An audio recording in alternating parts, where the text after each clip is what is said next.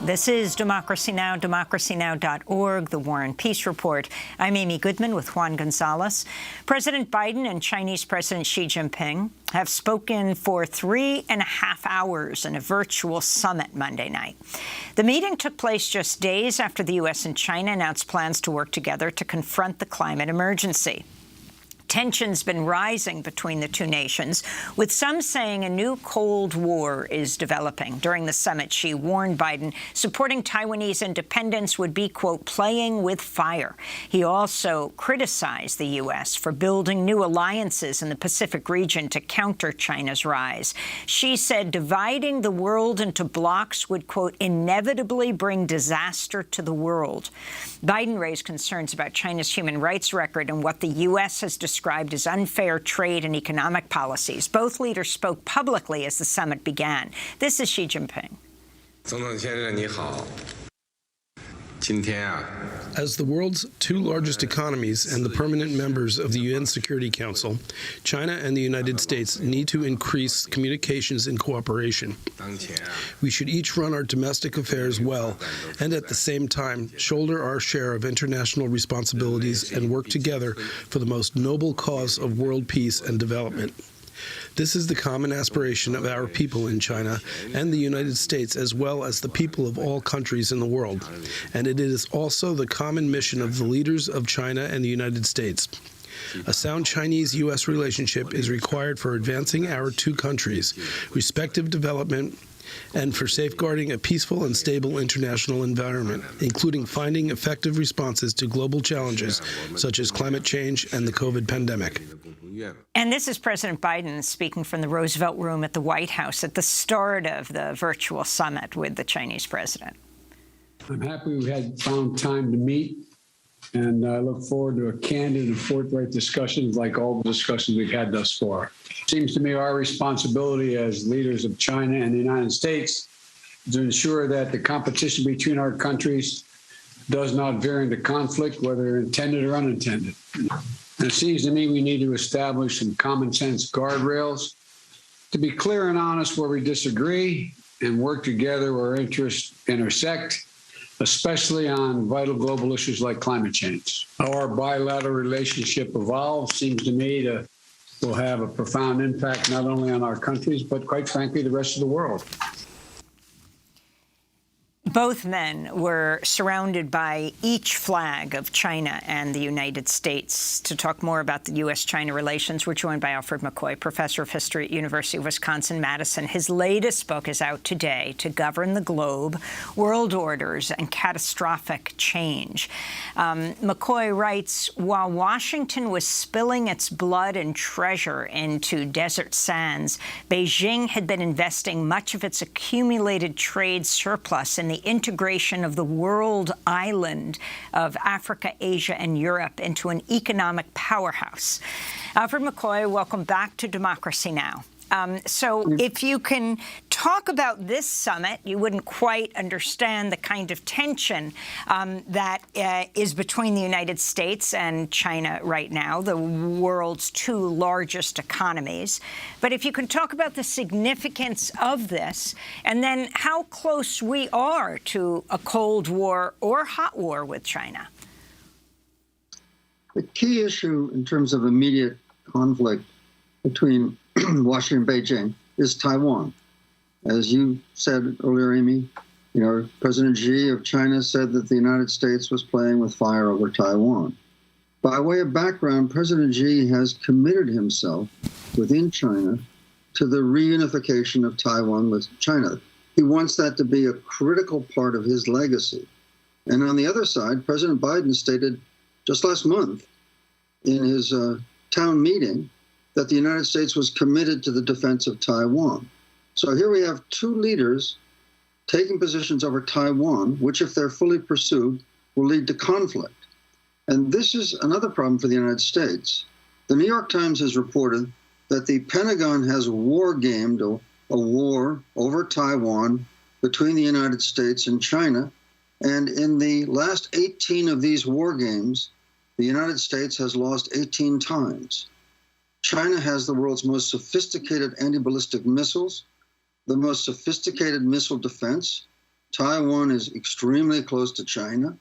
And if the United States moved aircraft carriers into the Taiwan Straits, like we did in the last conflict back in the 1990s, China could destroy those aircraft carriers. It could sink those aircraft carriers. So the United States, in the immediate future, is faced with the possibility of fighting a war over Taiwan.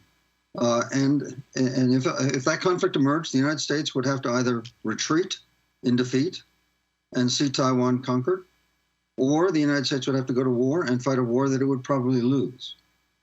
And that's one issue, but there's also a deeper geopolitical struggle going on. Over the past 5 centuries, every world hegemon has done one thing the same way. Every world hegemon, from Portugal to Holland to Britain to the United States, and now China, has dominated the Eurasian landmass, which today is home to 70% of the world's population and productivity. And with the $4 trillion that China made by 2014, as a result of its open trade with the United States, China's invested $1.2 trillion in this massive infrastructure, laying down a steel grid of rail, road, and gas pipeline, integrating the vast Eurasian landmass into a single market in which trade and power, as if by natural law, is going to flow towards Beijing. China is also working to break the U.S. geopolitical hold over the Eurasian landmass. During the Cold War, we controlled what are known as the axial ends of Eurasia through the NATO alliance in Western Europe and 4 bilateral treaties with mutual defense treaties with Japan, South Korea, Philippines, and Australia. And from these 2 axial positions, we ringed Eurasia with bands of steel, aircraft carriers, jets, fighter bombers to dominate Eurasia. And now China is punching through those circles of steel, breaking the U.S. geopolitical grip over Eurasia, and through the Belt and Road Initiative, consolidating its control. Moreover, China has built 40 ports ringing the Eurasian landmass and the coast of Africa. So the combination of this geopolitical circling of the coastlines of Eurasia, combined with this massive grid of infrastructure across the continent, is placing China in control where it is going to dominate the Eurasian landmass. And that is the key to geopolitical power. Has been for the last 5 centuries and will likely be for the rest of this century as well. Professor McCoy, I'd like to ask you a couple of things about that. First of all, we talk about China and the U.S. as if they are 2 separate economic spheres. So often they're regarded that way in competition. But hasn't American capitalism depended for decades on the Chinese working class to produce its goods at low wage levels? So in a growing rift between China and the U.S., which economy is likely to suffer the more profound upheaval? That's the key difference when people talk about a new Cold War. That's the difference between the old Cold War and the new Cold War, as you absolutely correctly pointed out. Okay, it is the economic interdependence between these 2 global superpowers. Since 2001, China has integrated its economy into the U.S. supply chain. The 2 economies are absolutely intertwined. They account arguably for as much as 40% of world trade together. Okay, so there's no way that this is going to be disaggregated. China is economically dependent on its exports to the United States. That's the source of this vast amount of money. The $4 trillion all came primarily from U.S. trade. Simultaneously, the U.S. consumer economy is integrated with Chinese factories. So they're economically interdependent. That's the key difference. On the other hand, the competition is also very, very real. And China is hoping to surpass the United States economically. By the end of this decade, China's economy is going to be, according to PricewaterhouseCoopers, the international accounting firm, going to be at least 50% larger than the U.S. economy. And that is going to give China enormous economic leverage. Moreover, by the end of this decade, I think that they will be able to survive an economic break with the United States because, of course, they're spreading that economic control around the globe. So they are superseding us. in terms of real value, what you can buy for yuan or a dollar, China's economy is already right now probably larger than the U.S. economy. But by the end of the decade, it'll be clearly larger, at least 50% larger. And from that economic control, China will be able to expand its military in a number of military fields, like anti-ballistic missiles. They're already ahead of us. They're building their navy. They're going to be working very hard to push us beyond what China calls the first island chain, which America calls the Pacific Littoral. That string of islands off the coast of Asia from Japan through Okinawa, Taiwan, and all the way down to Australia. China wants to push us out of that. They want to push us back to the mid-Pacific. They want to split the Pacific Ocean down the middle. And China's Navy is getting to the point where they might be able to do that. Well, but let me ask you, on this issue of the move toward hegemony, let's say, of the Chinese nation and economy, isn't there a big difference in terms of the use of military force? The last time that I recall China was engaged in a shooting war was more than 40 years ago in Vietnam, or with Vietnam. But in that 40-year period, the United States has been involved in military. This is a declining economic power. Has been involved in military interventions in Panama, Grenada, Libya, Afghanistan, two wars in Iraq, the Balkans, and not to mention all the military attacks and drone strikes in Yemen, Somalia, Pakistan. This is all in the period from which China has been involved in no military intervention. China has all these ports, but it doesn't have the worldwide military presence that would make it a what would be called an aggressor nation. Don't you think? Well, first of all, your recounting of our recent history is absolutely accurate, of course. Two things about that.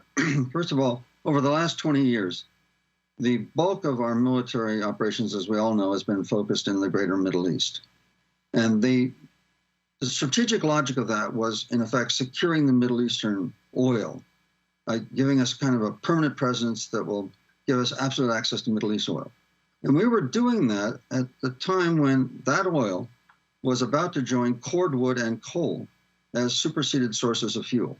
So we invested $8 trillion, $10 trillion in securing a commodity which was passing into the dustbin of history. Okay, so it was a gross strategic miscalculation. When the history of the U.S. empire is written in 2030, starting in 2030, when it's over, okay, that will probably go down as one of the greatest strategic miscalculations in U.S. history. And then militarily, the point of naval expansion is not so much conflict. Most people don't understand that. Most people think of naval history just in terms of wars. But what do navies do? The oceans are a global commons.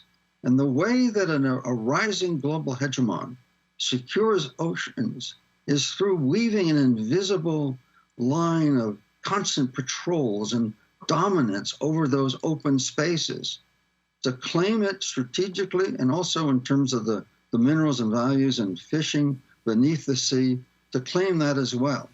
So that's what China is doing. China is weaving those lines of constant patrols by air and sea all the way to the first island chain, pushing us back, building 7 island bases in the Spratly Islands in the South China Sea, pushing in the East China Sea. So it's part of an imperial game that's been played for 500 years. And China's doing that quite successfully. Professor McCoy, you recently wrote a piece for Tom Dispatch headlined, "The Winner in Afghanistan, China." Why do you believe that China has emerged stronger after the U.S. withdrawal from Afghanistan? Talk about what geopolitical role Afghanistan plays and the difference in how the U.S. engaged in this forever war in Afghanistan and China's relationship with it. Sure. In terms of President Xi's strategy, which he announced in 2013 under the Belt and Road Initiative, what he was going to do and what he's been doing is turning the vast Eurasian landmass into a single market linked by infrastructure. And if you will, the kind of hole in the donut, crude metaphor, apologies, the hole in the donut was Afghanistan. All right. In terms of that network of massive natural gas pipelines going across the heart of Central Asia, the one connection that couldn't be made was from Central Asia down to the energy deficit areas of Pakistan and India. And that had to pass through Afghanistan. And by ringing Afghanistan with the gas pipelines to the north, the China-Pakistan economic corridor to the east, and then just this year, a massive economic agreement between China and Iran to build rail and gas pipelines. In effect, China surrounded Afghanistan with these lines of steel and was just waiting for Afghanistan to fall into its hands without a shot fired. And in July, a month before the Taliban took power, they sent a top-level delegation to China and met with China's foreign minister. And they worked out an agreement that the Taliban would promote and allow Chinese investment. And there's another great prize in Afghanistan. Geologists estimate that there's about $1 billion of rare earth minerals critical for the construction of lithium batteries, which are going to fuel our transport and much of our reserve power as we switch from fossil fuels to solar power. That Afghanistan has $1 billion of rare earth minerals that are very valuable to China and indeed to the whole international economy. And China will begin developing those in conjunction with the Taliban.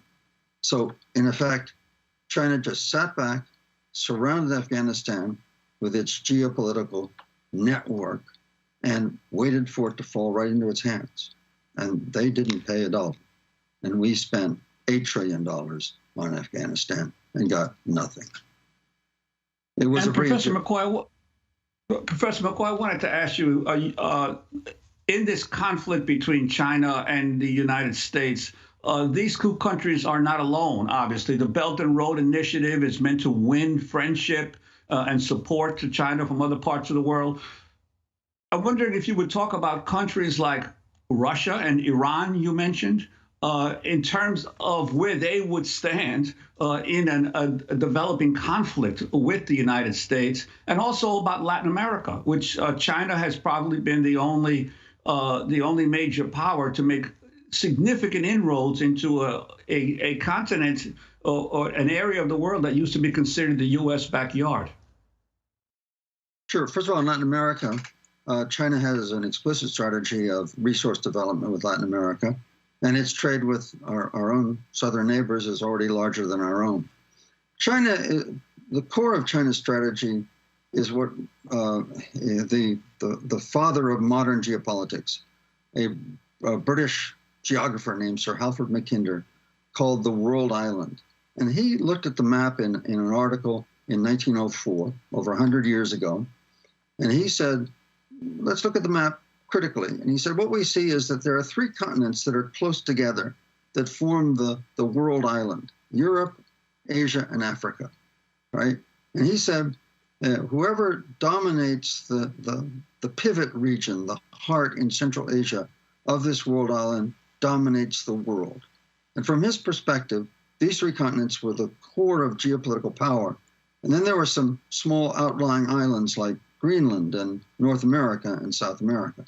So China, part of China's strategy has been, and actually this dates back all the way to the 1970s, to very seriously develop Africa and to bring Africa into the world economy through Chinese aid, development, and trade links. And at the same time during the Cold War that we were playing a 20-year game in Angola, okay, to disrupt and break the Marxist government there, which didn't work in the end, and we were allied with apartheid South Africa. China was building the Tanzan Railroad from Tanzania ultimately across the breadth of Africa, its first major international development aid project. And so China, from that basis all the way back to the 1970s, built relations with the liberation governments, which are now, of course, the main governments in the southern half of Africa. And so China's brought Africa very much into the international economy. China is by far and away the key investor in Africa. we regard Africa as kind of a Band-Aid, and we have, and it's very well motivated, of course, but again, we see sort of Africa as a charity case. China, by contrast, sees charity as Africa as a key to its emerging world power. It's the home to nearly a third of humanity, enormous amount of natural resources, potential markets. So China is building a very close relationship with Africa as a part of this tri-continental world island strategy to dominate the core of humanity, the core of the modern economy. Finally, Professor McCoy, I wanted to end in a different place, but there may be a connection, and that's the insurrection of January 6th. You write in another piece about how this reminded you of a coup you witnessed in the Philippines decades ago. Yeah. In 1986, I was in the Philippines, and one of my sources in the Philippine military tipped me off that the Marcos government, the Marcos had fled into exile in Hawaii. And the great people power uprising of 1 million Filipinos in the streets of Manila had established a new democracy. We have 30 seconds. His loyalists met, and they seized the Manila Hotel, and they shook Philippine democracy to the point that there were a succession of major coups, armed coups, that really shook the Philippine democracy. And what I learned from this is that democracy is very fragile. And that January 6th uprising in Washington, D.C. was a coup, and it has shaken our democracy to the core. And we have to be very serious about reconstructing our democracy after that episode. We will leave it there, but so many other issues to discuss. Alfred McCoy, professor of history at the University of Wisconsin-Madison. His newest book is out today. It's called To Govern the Globe, World Orders and Catastrophic Change. Happy belated birthday to Kieran Krug Meadows and Ishmael Darrow. I'm Amy Goodman with Juan Gonzalez.